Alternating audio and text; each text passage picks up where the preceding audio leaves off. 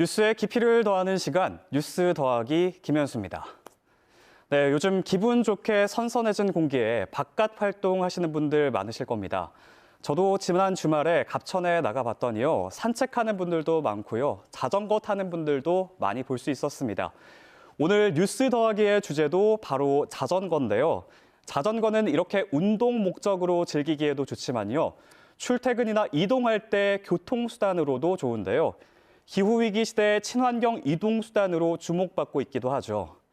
예전에는 자전거를 직접 소유하지 않는다면 이용이 쉽지 않았는데요. 요즘엔 그렇지 않습니다.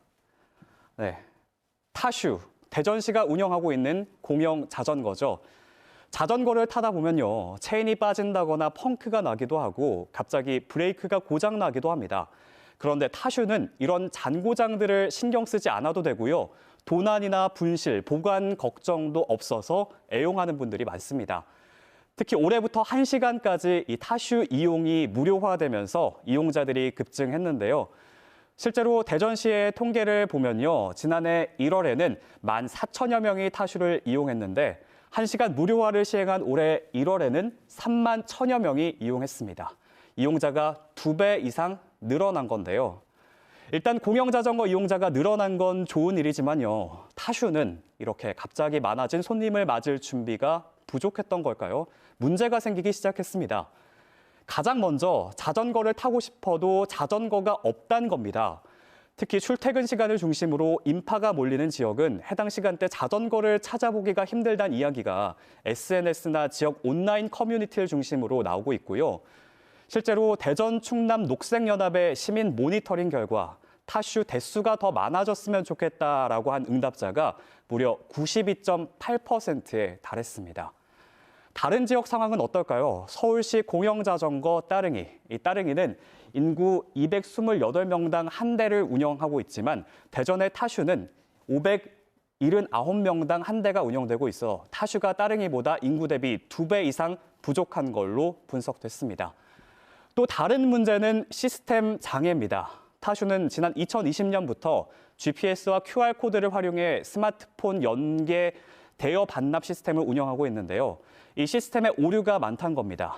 녹색연합이 타슈를 점검해 봤더니요, 10대 중 4대의 자전거에서 오류가 발생했습니다. 실제로 제가 직접 타슈를 이용하러 근처 대여소를 몇 군데 가봤는데요.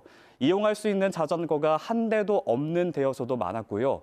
스마트폰 앱에는 자전거가 있다고 표시가 돼 있는데 실제로 자전거가 없는 오류도 발견할 수 있었는데요. 녹색연합은 문제 해결을 위해 대전시가 자전거 예산을 늘릴 필요가 있다고 지적하고 있습니다.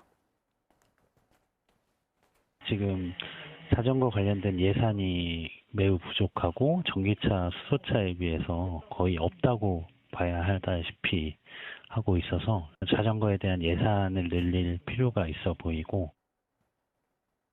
네, 지난 2008년 대전시는 자전거 명품 도시를 선언했습니다. 당시 2015년까지 자전거 수송 분담률을 10%까지 끌어올리겠다고 했지만 2019년에도 대전의 자전거 수송 분담률은 2.6%에 그쳤습니다.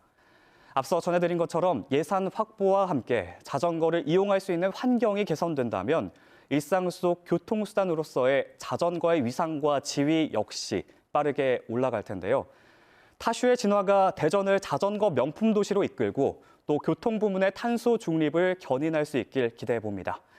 지금까지 뉴스 더하기였습니다.